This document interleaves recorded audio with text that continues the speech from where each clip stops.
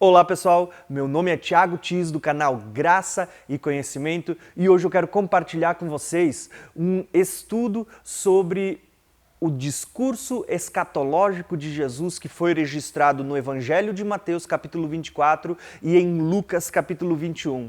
E eu quero trazer ali um paralelo entre o que cada um deles quis transmitir ao escrever o seu relato, tá bom? Então, espero que você aproveite esse estudo, ele vai estar dividido em mais do que um vídeo para eles não ficarem longos, mas não se esqueça de deixar o seu like e o seu comentário. Então aproveite esse estudo.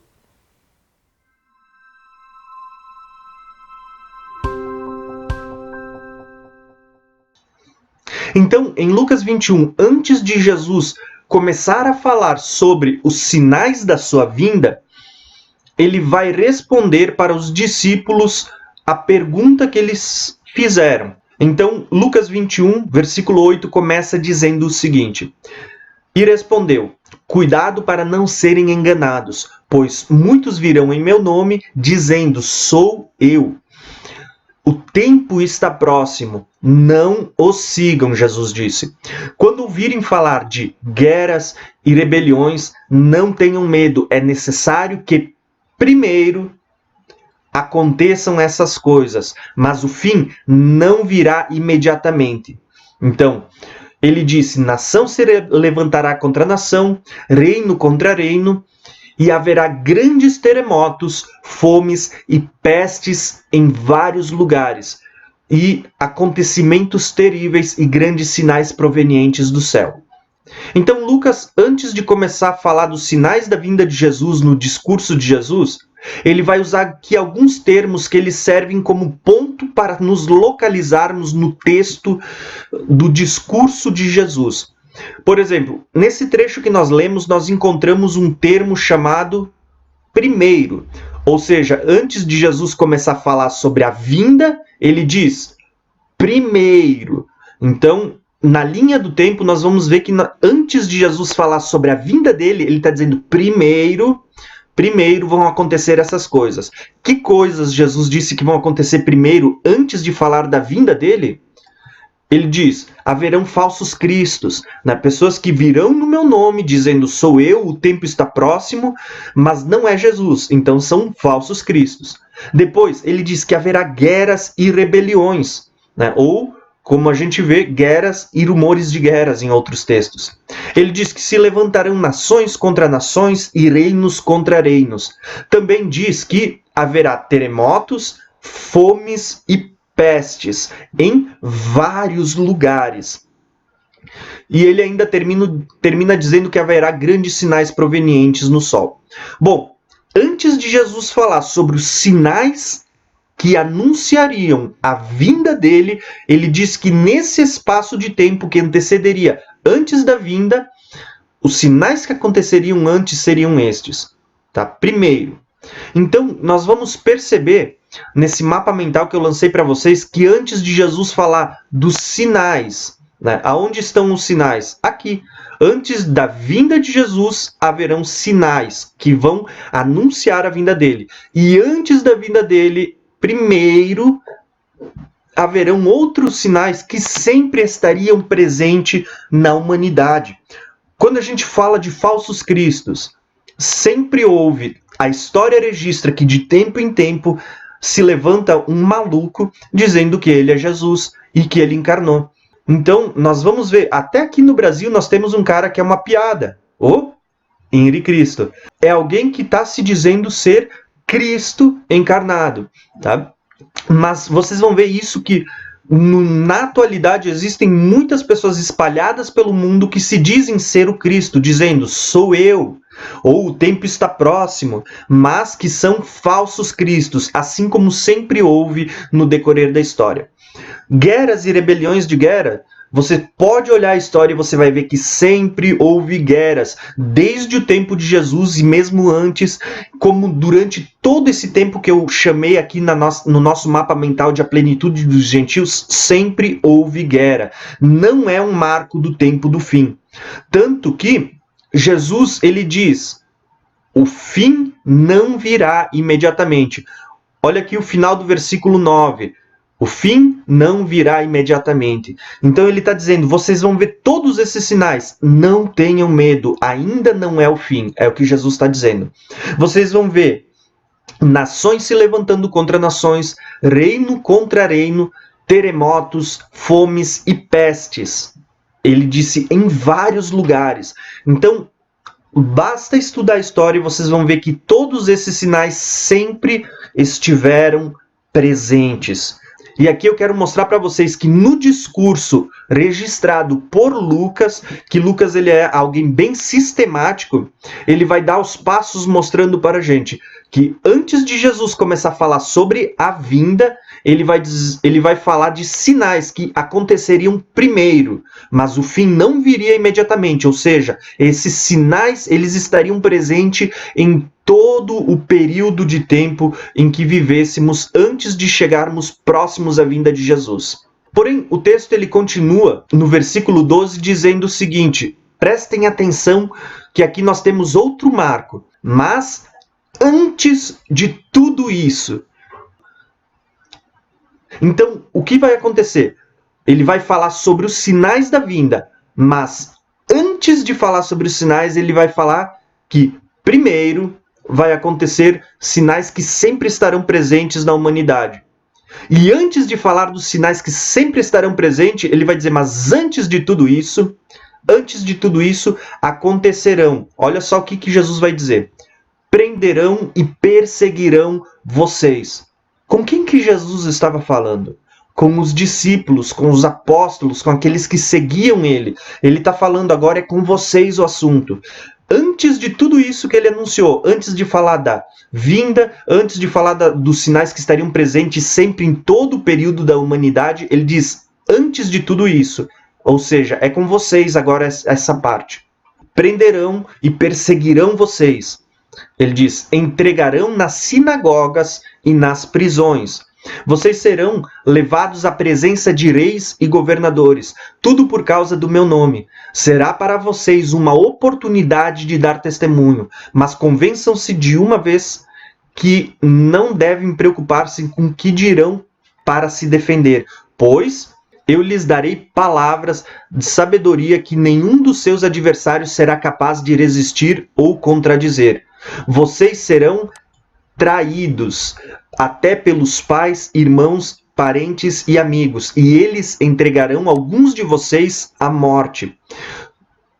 Todos odiarão vocês por causa do meu nome. Contudo, nenhum fio de cabelo de vocês se perderá. É perseverando que vocês obterão a vida. Ponto. Vou parar por aqui, daqui a pouco a gente continua lendo. O que Lucas registrou acerca do que Jesus falou?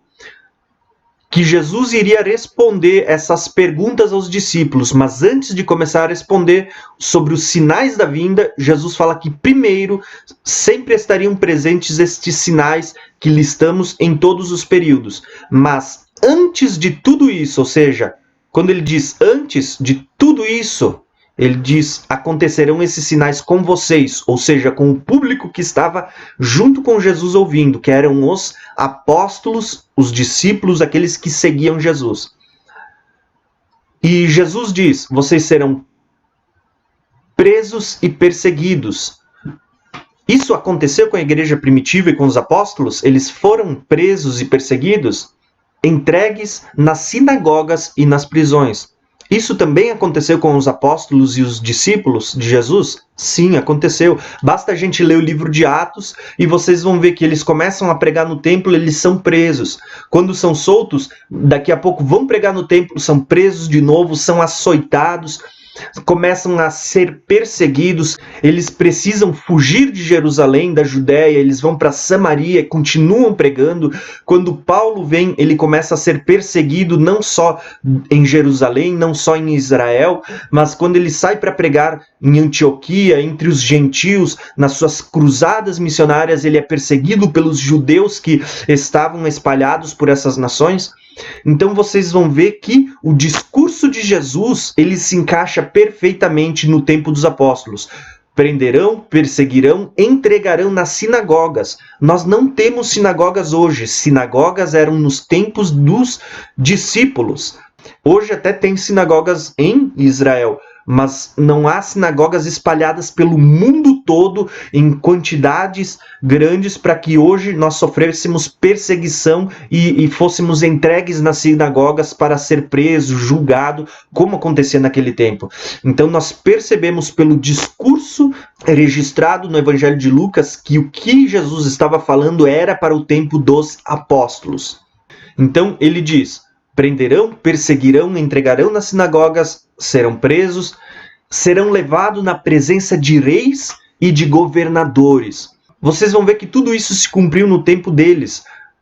Olha um exemplo, o apóstolo Paulo sendo levado diante dos reis, tanto em Jerusalém, Judéia, ou mesmo quando ele é levado para Roma, diante de reis e governadores. Paulo compareceu. E é por isso que Jesus disse: quando vocês forem levados, não se preocupem, o Espírito Santo ele vai colocar na boca de vocês o que vocês deverão falar. Serão traídos pelos pais, irmãos, parentes e amigos. Tudo isso aconteceu. Serão entregues à morte. Vocês podem ver que dos 12 apóstolos, apenas João, que é quem escreve o livro de Apocalipse, não morreu como mártir. Todos os outros foram mortos, entregues à morte. Diácono Estevão é o primeiro mártir do Novo Testamento que a gente vê. Depois de Estevão, nós vamos ver Tiago, o primeiro dos apóstolos, sendo morto. Daí para frente, a história apostólica, a história da igreja primitiva, dos pais da igreja, eles contam como cada um dos apóstolos foi morto como mártir por causa do evangelho, por causa do nome de Jesus. E serão odiados por todos, porque ele está colocando uma lista de coisas que aconteceria, mas conforme o relato de Lucas, essa lista estava reservada para os apóstolos, para a igreja primitiva. E nós vamos ver que tudo isso aconteceu. Com a própria igreja, eles eram lançados em arenas, comidos por leões, mortos por gladiadores, eram pendurados em cruzes e ateado fogo sobre eles. Então muitos foram crucificados, muitos foram mortos naquele tempo. E cumpriu-se o que Jesus falou e o que Lucas registrou. Então fica muito claro que antes de Jesus falar sobre os sinais da vinda, ele fala primeiro sobre sinais que sempre estariam presentes no curso da humanidade, mas ainda não era o fim. E ele diz, mas antes de tudo isso, ele diz, vocês serão entregues nas sinagogas. Jesus deixa claro que ele estava falando de algo que aconteceria no tempo do surgimento da igreja primitiva, o período dos apóstolos, onde eles estavam sofrendo uma perseguição, não só pelo Império Romano, mas pelos judeus, e os judeus levavam eles para as sinagogas. Tá? Então fica claro o texto que Lucas está falando. E para vocês perceberem como de fato é isso, prestem atenção na continuação da leitura, no versículo 20. Porque Jesus vai dar uma profecia, quando ele diz, antes de tudo isso, ele vai dar uma profecia que está dentro do contexto do que Jesus está falando. Não está separado, é o mesmo contexto ainda. Ele diz no versículo 20, quando virem Jerusalém rodeada de exércitos. Lembra de Jerusalém? O templo aqui em Jerusalém, ele diz, quando vocês virem ela rodeada por exércitos, vocês saberão que a sua devastação está próxima. Por que Jesus diz, quando vocês virem Jerusalém sitiada pelos exércitos, vocês sabem que a devastação está próxima? Porque Tito, ele vai cercar a cidade de Jerusalém, o monte do templo, 4 anos antes, né, do fim chegar. Então ele diz, quando vocês virem a cidade rodeada pelos exércitos, vocês sabem que está próximo, porque a história nos mostra que depois de 4 anos de cerco, a cidade e o templo foram destruídos. Tá? Tito, ele era um imperador romano que ele tinha ali ao seu dispor pelotões que não eram formados por romanos, mas por árabes, sírios e por todo aquele povo que vivia nas proximidades das terras de Israel. Eles arregimentavam soldados das proximidades para não ter que movimentar grandes exércitos por distâncias muito longas. 4 anos antes de Jerusalém ser destruído, ela foi cercada. E se cumpriu o que Jesus estava anunciando aqui. Versículo 21. Então, os que estiverem na Judéia, fujam para os montes. Os que estiverem na cidade, saiam. E os que estiverem no campo, não entrem na cidade. Então, Jesus está dizendo, quando vocês virem os exércitos chegarem, ele diz assim, ó, quem estiver na cidade, fuja. Né? Quem estiver no campo, não volta para a cidade. Quem estiver na Judéia, fuja para os montes. Por que Jesus fala destas coisas? Porque o cerco durou 4 anos. E tem um historiador chamado Flávio Joséfo, que ele estava presente, foi uma testemunha ocular deste cerco, porque ele era um escriba, um escriba judeu, que ele estava acompanhando Tito, e tudo o que acontecia, tudo que Tito fazia, Flávio Joséfo ia escrevendo. E Flávio Joséfo, ele conta muitos detalhes de como foram estes 4 anos de cerco da história. E diz que, vocês vão entender, eu vou contar um pouquinho da história para vocês entenderem por que Jesus disse, quem estiver no campo não volta para a cidade, quem estiver na cidade fuja, né? Quem estiver na Judéia sobe para os montes. Por que Jesus disse isso? Porque o cerco durou 4 anos e as pessoas que estavam dentro da cidade, quando o cerco começou, foi num período de Páscoa. A cidade estava lotada de gente e muitas pessoas que estavam dentro da cidade não conseguiram sair quando houve o cerco. E o que aconteceu? Imagina uma cidade super lotada, né, que era só para um evento, a Páscoa, ela ficar 4 anos cheio de pessoas que não podiam entrar e sair de Jerusalém. Começou a acabar os estoques de alimento. Acabou o alimento, Flávio Joséfo vai dizer que eles começaram a comer até o capim, a grama que nascia entre as pedras na cidade. Acabou-se logo isso, muita gente começou a morrer de fome. Muita gente começou a morrer de fome e Flávio Joséfo vai registrar que as pessoas começaram a comer até os estrumes dos animais que eram sacrificados no templo em Jerusalém. E se vocês continuarem lendo a história dos Hebreus no livro de Flávio Joséfo, vocês vão ver que ali tem até a história de uma mãe que mata o seu filho para comer e ainda oferece parte para as pessoas que invadem a sua casa procurando comida. Talvez você vá ficar até chocado com isso, mas se você ler a lei do Velho Testamento, você vai ver que Deus já havia anunciado que se o povo se voltasse contra Deus, o povo o abandonasse, deixasse de cumprir as leis, essa era uma das punições que Deus enviaria contra o povo. O povo seria cercado por nações estrangeiras, seria levado cativo, teria o seu templo destruído, comeriam os seus filhos no cerco. Deus já havia anunciado tudo isso no Velho Testamento, na lei. E isso que o povo está colhendo é o que Deus havia anunciado lá, se não me falha a memória, no livro de Deuteronômio. Quando Jesus está dizendo aqui para o povo, quando virem Jerusalém rodeado, vocês não voltem, é porque isso ia acontecer. Por isso que Jesus diz, no versículo 22, pois estes são dias de vingança, tá? Vingança, em cumprimento a tudo o que foi escrito. Tudo o que está acontecendo aqui não é novidade, é o que estava na lei, que viria como consequência, como maldição, se o povo não guardasse e não fosse obediente a Deus, não guardasse os mandamentos e fosse obediente e temente a Deus. Versículo 23. Como serão terríveis aqueles dias para as grávidas e para as que estiverem amamentando. Haverá grande aflição na terra e a ira contra este povo. Então, só para vocês entenderem o que fala esse versículo, por que serão terríveis esses dias para as grávidas?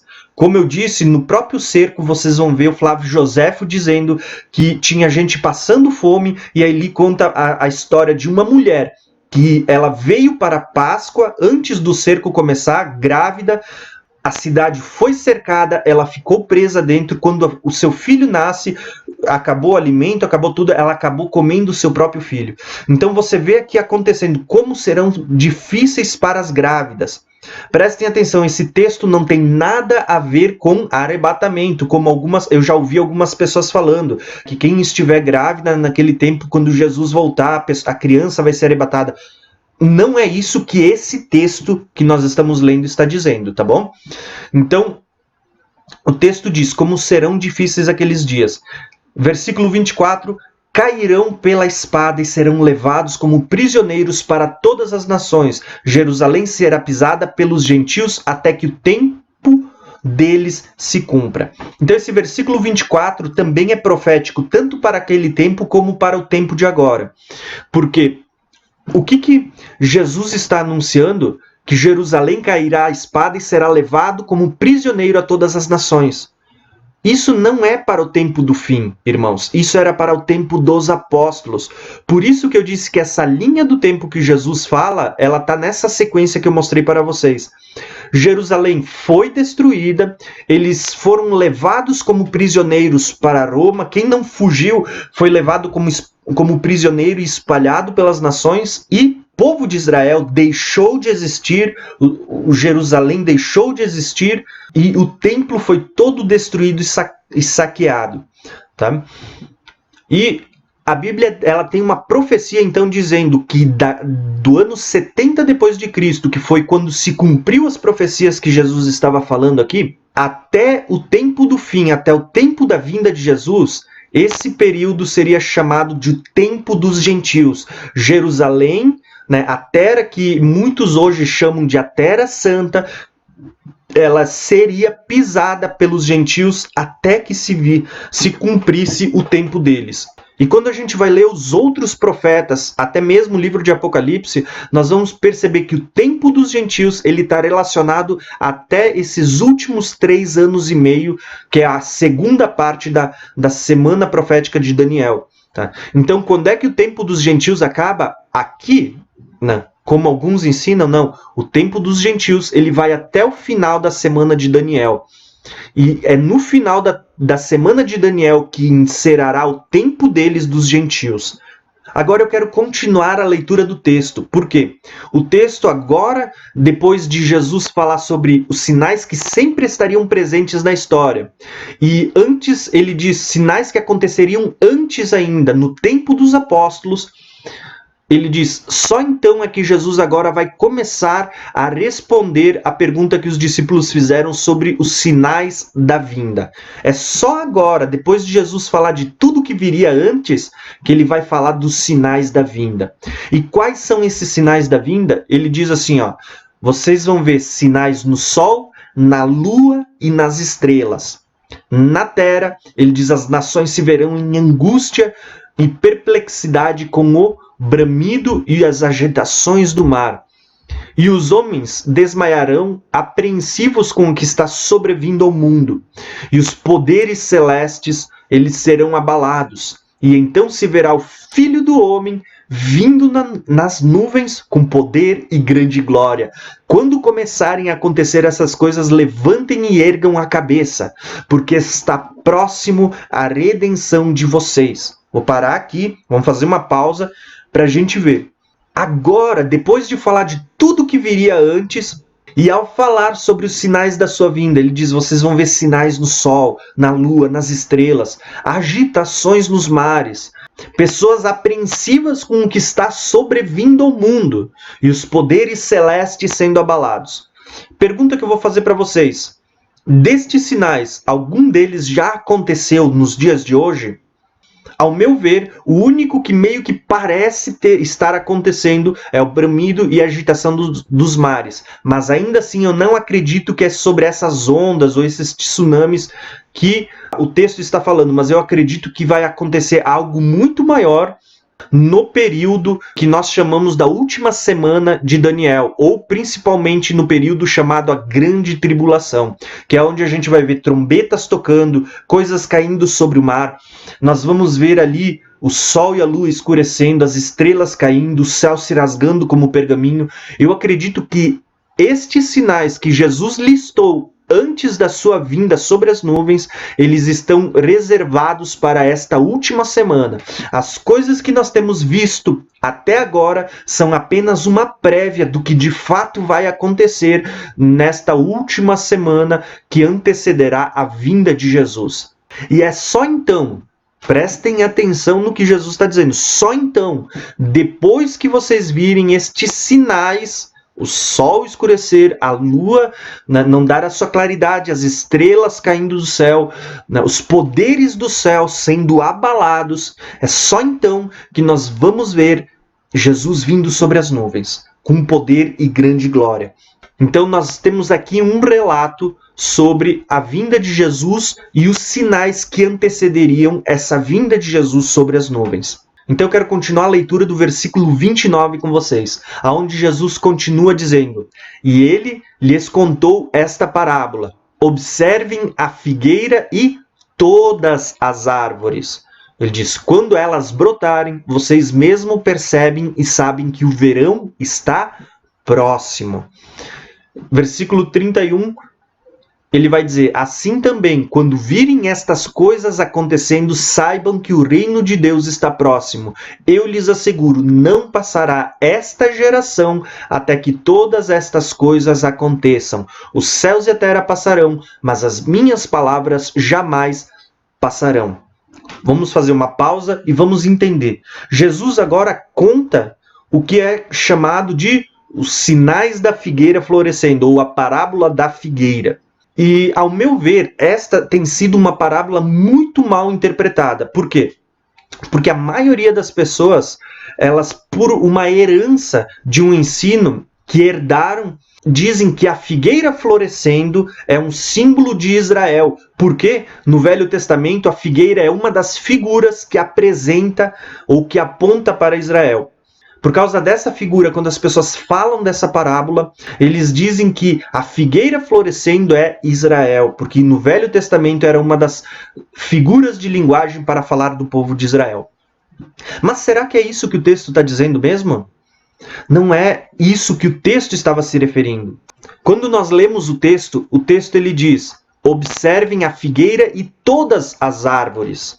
Então, se nós vamos falar que Israel deixou de ser nação no ano 70 depois de Cristo, se nós vamos falar que Israel é a figueira e que ela deixou de ser nação no ano 70 depois de Cristo e só voltou a ser nação em 1948, só tomou Jerusalém de volta em 1967, em que uma dessas duas datas é a data que marca o nascimento de Israel de novo, e que ali é a figueira florescendo, nós precisamos ser justos, que nós precisaríamos ver não só Israel florescendo, mas como o próprio texto diz para nós aqui no versículo 29, observem a figueira e todas as árvores, ou seja, junto com Israel teria que ter outras nações nascendo e florescendo junto também, tá? Mas não é isso que o texto está dizendo.